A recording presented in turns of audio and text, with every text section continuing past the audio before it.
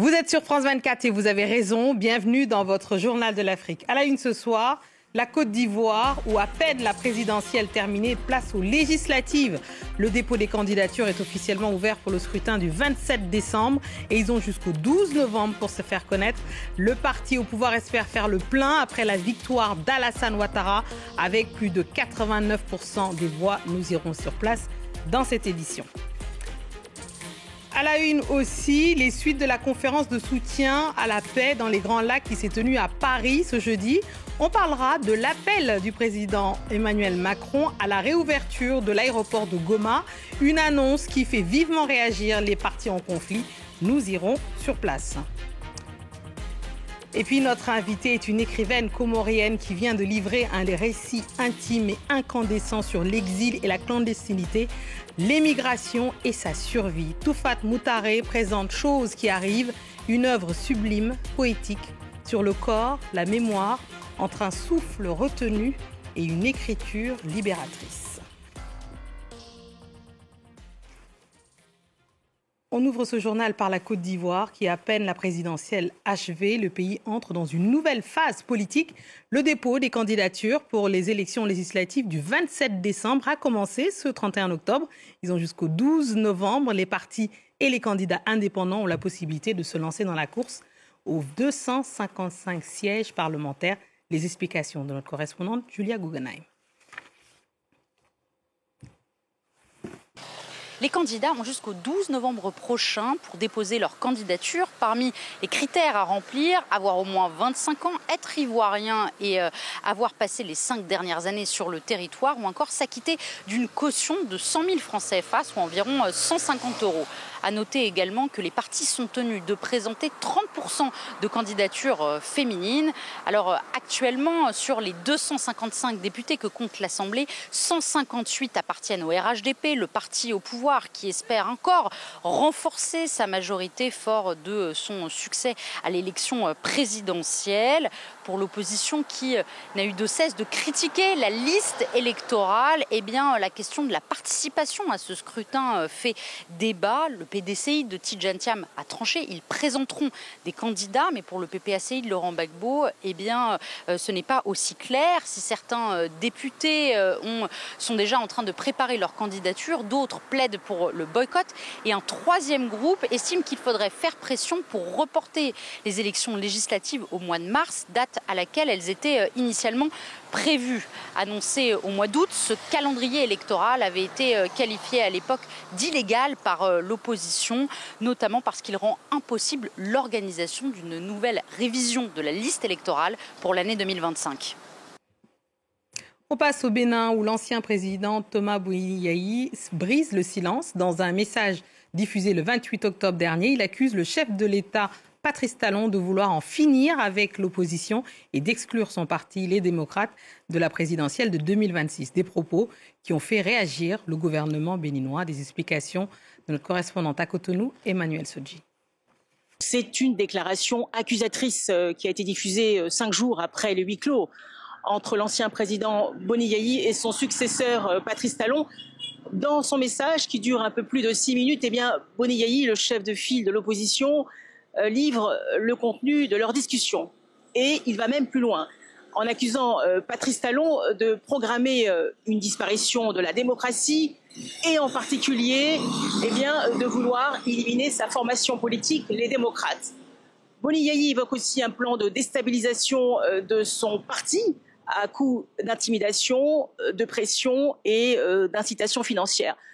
Des accusations auxquelles répond le gouvernement. Je vous propose d'écouter son porte-parole, Wilfried Léand Oumbeji. Le Parti Les Démocrates est paradoxalement victime d'un manque de démocratie à l'interne.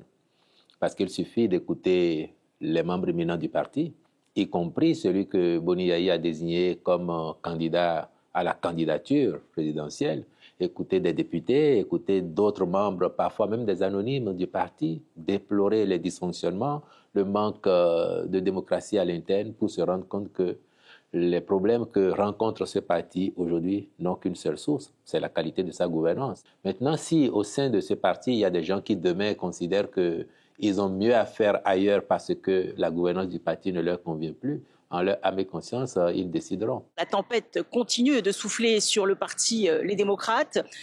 Ce vendredi, 6 députés, dont Michel Soudjinou, celui qui est au centre de la polémique sur le parrainage manquant pour la présidentielle, eh bien, ils ont claqué la porte de leur groupe parlementaire. Il y a quelques jours déjà, le candidat désigné pour la présidentielle, Renaud Agbojo, avait annoncé son retrait de la vie politique après sa disqualification par la Cour constitutionnelle. Autrement dit, eh bien, le principal parti d'opposition semble pris dans un véritable cyclone politique au Bénin, et cela à moins de 3 mois des prochaines élections législatives et municipales. Et nous vous en parlions ici même ce jeudi, s'est tenue la conférence de soutien à la paix dans la région des Grands Lacs à Paris. Le président français avait annoncé une aide de plus d'1,5 milliard d'euros. La région, vous le savez, manque cruellement de financement pour répondre à la crise humanitaire. Le président Emmanuel Macron a également annoncé la réouverture prochaine de l'aéroport de Goma dans l'Est, une annonce qui a vivement fait réagir les partis en conflit. Les précisions de notre correspondante Aurélie Bazara-Kibangoula. Pour le président français Emmanuel Macron, la réouverture de l'aéroport de Goma pourrait intervenir dans les prochaines semaines pour des vols humanitaires de jour et de petits gabarits. Alors l'aéroport est à l'arrêt complet depuis plus de 9 mois, depuis la prise de contrôle de la ville par la FCM 23. Et pour Corneille Nangaa, coordinateur de la FCM 23, cette annonce ne le concerne pas puisque le mouvement, dit-il, n'a pas été invité à Paris. Il juge l'annonce déconnectée de la réalité de terrain. Il faut rappeler que si l'aéroport permettrait d'acheminer de l'aide humanitaire plus facilement, c'est aussi un enjeu stratégique majeur dans le conflit. Qui dit réouverture de cet aéroport pour des finalités humanitaires, des humanitaires qui ne devraient pas voler dans des zones brouillées par des systèmes de défense de l'autre côté, cela, d'une certaine façon, ou en tout cas indirectement, obligerait le Rwanda à désactiver son système de défense aérien et, d'une certaine façon, perdre cet avantage stratégique de pouvoir observer en tout cas le mouvement des troupes dans cette zone immédiate le long des frontières avec la ville de Goma. De son côté, le ministre rwandais des Affaires étrangères estime que ce n'est pas à Paris de décider de la réouverture de l'aéroport. Selon lui, cette décision doit être prise dans le cadre des négociations de Doha entre les autorités congolaises et la FCM 23. Alors pour certains spécialistes, Emmanuel Macron, en annonçant une réouverture prochaine de l'aéroport de Goma, a voulu en quelque sorte forcer un résultat sur un dossier bloqué depuis des mois. Des discussions sont en cours depuis plusieurs semaines entre Kinshasa et la FCM 23, soutenue par le Rwanda, mais sans résultat concret jusqu'à présent. Allez, on passe au reste de l'actualité africaine en bref et en images. On part tout d'abord en Tunisie où le procès expéditif de l'avocat Ahmed Souab, figure du barreau, a été mis en délibéré après seulement 7 minutes d'audience. Poursuivi sous la législation antiterroriste, il n'a pas été autorisé à comparaître. Ses avocats ont refusé de plaider. L'affaire suscite l'indignation dans un climat politique marqué par la répression. À la veille de la campagne électorale en Guinée-Bissau, l'armée dit avoir déjoué une tentative de submersion menée par plusieurs officiers supérieurs. Parmi les personnes arrêtées figure un général de brigade, alors que d'autres sont en fuite. Ce coup de filet intervient dans un climat explosif avec une opposition exclue du scrutin du 23 novembre. Le pays reste hanté par son instabilité chronique. Aux Nations Unies, le Conseil de sécurité a adopté une résolution marquant un tournant dans le dossier du Sahara occidental. Le plan d'autonomie marocain de 2007 devient désormais la base des futures négociations. Une victoire diplomatique pour Rabat, soutenue par Washington et Paris, et un revers pour le Front Polisario. L'Algérie, opposée au texte, n'a pas pris part au vote. On passe à la culture dans ce JTA de ce vendredi avec un récit fort, sensible et politique, chose qui arrive et nouveau. Et le nouveau livre de l'autrice comorienne Toufat Moutaré, elle y raconte la traversée de la clandestinité après la perte de son statut d'étudiante en France, la peur de l'effacement, mais aussi la force de l'écriture, un récit de femmes, d'exil, de résistance, dans une langue fine, poétique, parfois drôle. Toufat Moutaré, merci d'être avec nous et bienvenue dans votre JTA sur France 24. Merci à vous de m'accueillir, Fatimata. Alors, vous êtes née comorienne, vous avez grandi entre les Comores et plusieurs pays d'Afrique subsaharienne avant de poursuivre vos études en France, dans cette trajectoire d'ailleurs que se noue votre récit, chose qui arrive. J'aimerais, une chose n'est pas coutume, démarrer cet entretien par vous demander, si vous voulez bien, de nous lire vraiment le début de ce livre, afin que les spectateurs aient un peu votre langue qui est absolument merveilleuse dans les oreilles. La joie. Il ne faut pas se réjouir trop et trop longtemps. Cela te rend aussi perméable qu'un bout de pain plongé dans du thé. Tu gonfles et tu finis par exploser. Nous rions, ma meilleure amie et moi, de cette théorie qui nous vient de sa mère. Pourtant, je me surprends moi-même à écourter mes joies. Écourter les joies. Il ne faut pas se réjouir trop et trop longtemps.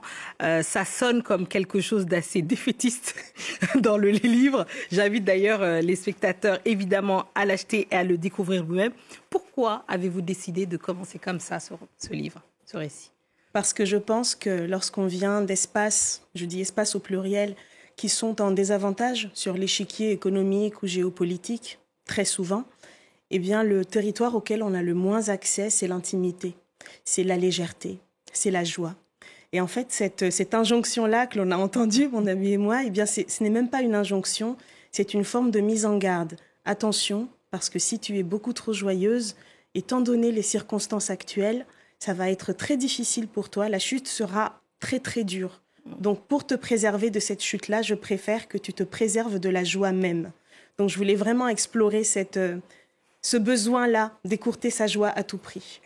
Dans ce livre, des choses qui arrivent, vous racontez cette bascule dans la clandestinité parce que vous étiez étudiante ici à Paris et quelque chose auquel finalement vous n'étiez pas préparée. Vous venez d'une famille, d'une classe plutôt supérieure aux Comores.